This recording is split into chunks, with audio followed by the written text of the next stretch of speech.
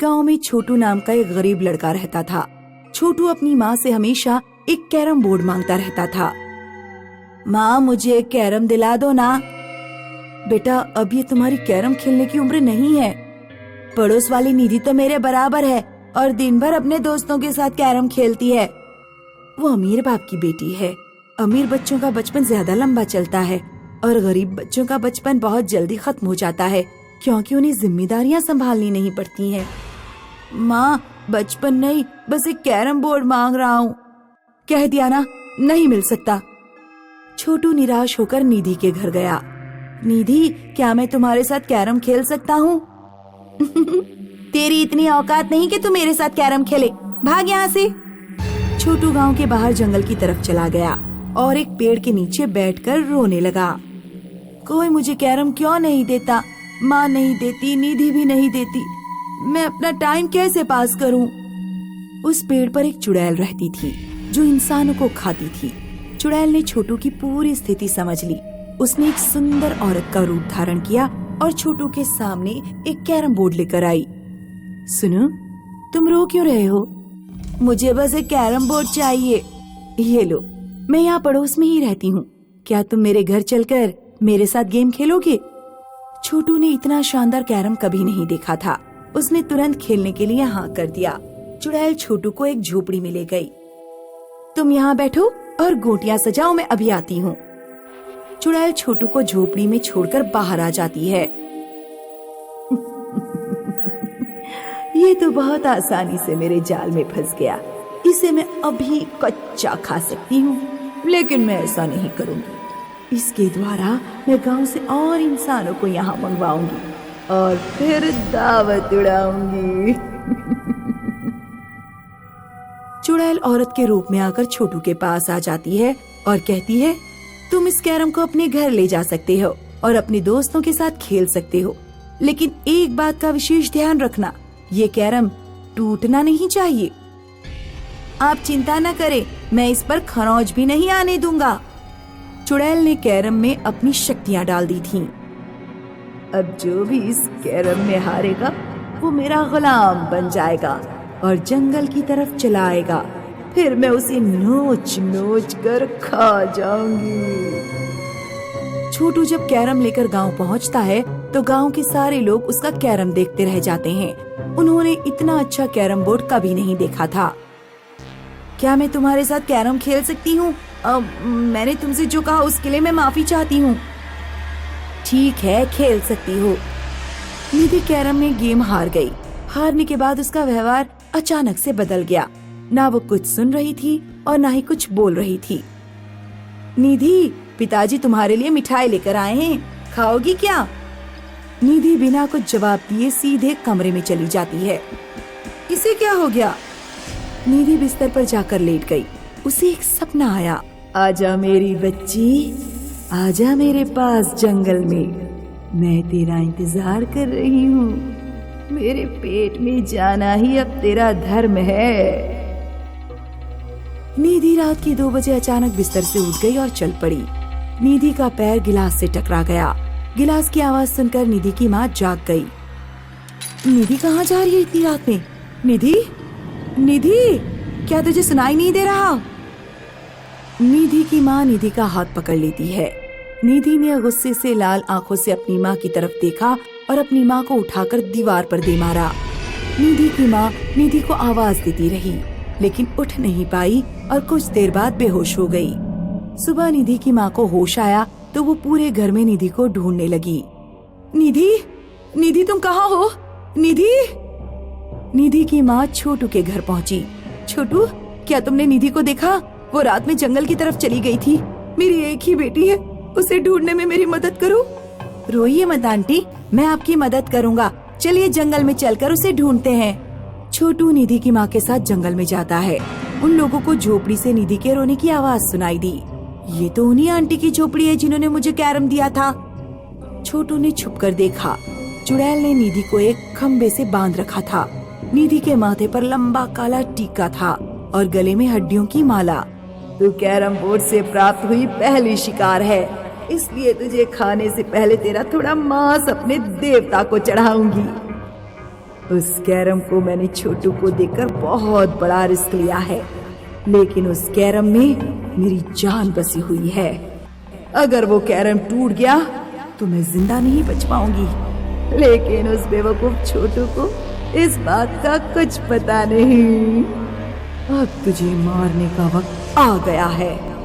छोटू समझ गया कि उसने जिस आंटी से कैरम लिया था वो आंटी चुड़ैल है। छोटू तुरंत अपने घर की तरफ भागा। छोटू, तुम कहाँ जा रहे हो? आप निधि का ध्यान रखिए, मैं कैरम बोर्ड तोड़ने जा रहा हूँ। चुड़ैल ने चाकू उठाया और निधि की गर्दन काटने के लिए खड़ी हुई। डर लग रहा है तुझे या नहीं? बकरे की बलि पीछे से देते हैं, इसलिए मैं तेरी गर्दन तेरे सामने नहीं, पीछे से ही काटूंगी। डर मत। चुड़ैल निधि की गर्दन काटने ही वाली थी कि तभी उधर घर पर छोटू ने कैरम बोर्ड तोड़ दिया। कैरम के टूटते ही चुड़ैल मर गई।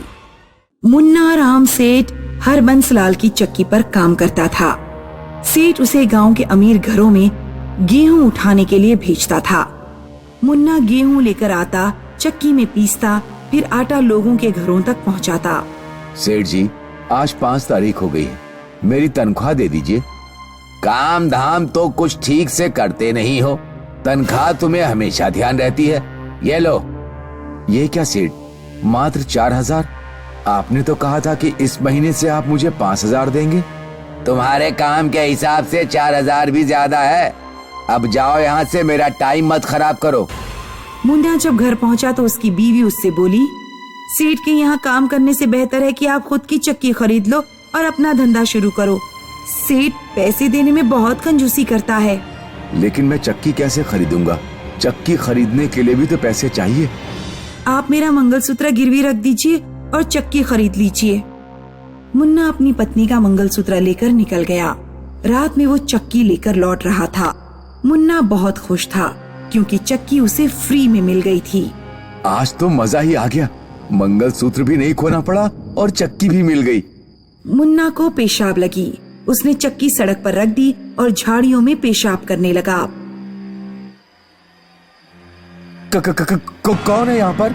मुन्ना टॉर्च जलाता है।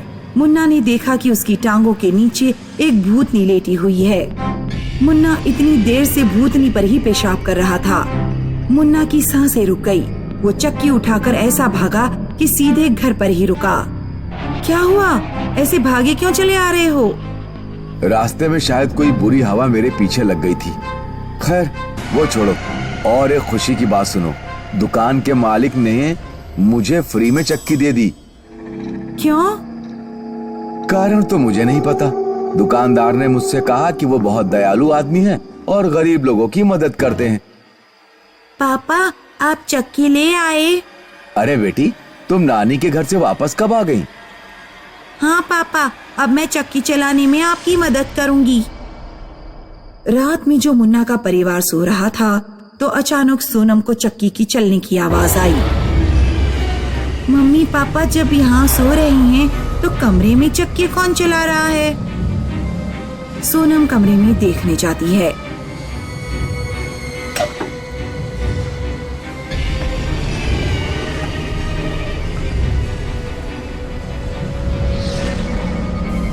मम्मी पापा उठो, कोई भूतनी चक्की चला रही है। मुन्ना और उसकी पत्नी जब उठे तो चक्की की आवाज आना बंद हो चुकी थी। मुन्ना कमरे में से जाता है तो देखता है कि चक्की ऐसी ही रखी हुई है। सोनम, लगता है तुमने कोई बुरा सपना देख लिया होगा। चक्की तो अपनी जगह रखी हुई है। नहीं पापा, मैंने अपनी आंखों से देखा है कि भयानक चेहरे वाली एक औरत चक्की में हड्डियां डालकर पीस रही थी।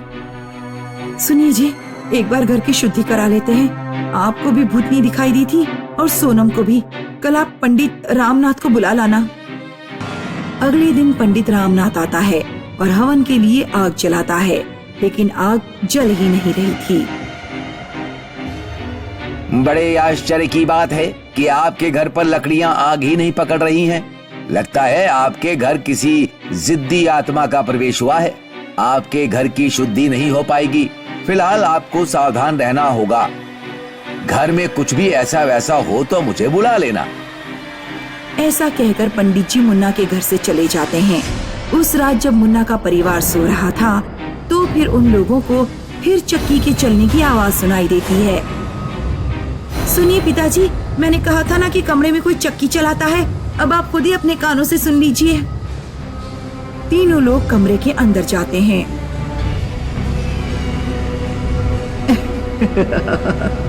आ जाओ, तुम तीनों को मैं इसी में पीस देती हूँ।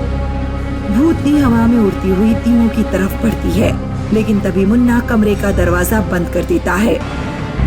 अंदर से भयानक आवाज आती है, कब तक बचोगे मुझसे? ये मेरी चक्की है, जो भी इसका इस्तेमाल करेगा मैं उसकी बोटियां काटकर इसी में पीस दूंगी। मुन्ना के परिवार को पूरी रात घर के बाहर बैठकर बितानी पड़ी, क्योंकि उन्हें घर के अंदर जाने से डर लग रहा था। जब दिन निकला तो मुन्ना पंडित जी को बुला कर लाया और उसने सारी बात पंडित जी को बताई। मैंने अच्छे अच्छे भूत प्रेतों को मजा चखाया है, तुम चिंता मत करो, आज रात मैं इसी कमरे में रुकूंगा। पंडित ने कमरा बंद कर लिया और रात में उसी कमरे में रुका जिसमें चक्की रखी हुई थी। करीब आधी रात को कमरे से भयानक आवाजें आना शुरू हो गई। मुन्ना दरवाजा खटखटाता है। पंडित जी, क्या हो रहा है? क्या हो रहा है अंदर? पंडित जी, दरवाजा खोलिए। मुन्ना सारी रात दरवाजा पीटता रहा, लेकिन दरवाजा खुला ही नहीं। आखिरकार मुन्ना ने गांव के कुछ लोगों को बुलाया और दरवाजा तोड़ दिया। पंडित का केवल धड़ चक्की के पास पड़ा हुआ था और सिर का कुछ भी पता नहीं चला। पंडित का लड़का राहुल भी मुन्ना के घर पहुंचा। पिताजी, जिसने भी आपको मारा है उसे मैं जिंदा नहीं छोड़ूंगा। राहुल मुन्ना के घर बहुत बड़ा यज्ञ करता है। तब वो चुड़ैल वहाँ प्रकट होती है। कौन है तू? इस चक्की से तेरा क्या लेना देना है? और तूने मेरे पिताजी को क्यों मारा? 25 साल पहले की बात है। मेरे पिता चक्की चलाया करते थे। मैं उस समय बहुत छोटी थी। व्यापारी दीनदयाल, जिसने ये चक्की मुन्ना को दी है, और तेरे पिता पंडित रामनाथ ने मेरी माँ से छेड़खानी की थी। मेरी माँ ने दोनों को थप्पड़ लगा दिया। दीनदयाल और रामनाथ ने थप्पड़ का बदला लेने के लिए मेरे पूरे परिवार को मरवा दिया। आज अगर मैं जिंदा होती तो तेरे ही बराबर होती। मैं अपने पिताजी की तरफ से माफी मांगता हूँ और हम सब गांव वाले व्यापारी दीनदयाल को भी सजा दिलाएंगे, लेकिन तुम इस गांव से चली जाओ। पहले दीनदयाल को भी सजा दो। जब तक दीनदयाल को सजा नहीं मिलेगी मैं गांव से नहीं जाऊंगी। गांव के लोगों को दीनदयाल को फांसी पर चढ़वाना पड़ता है। तब चुड़ैल गांव छोड़कर चली जाती है।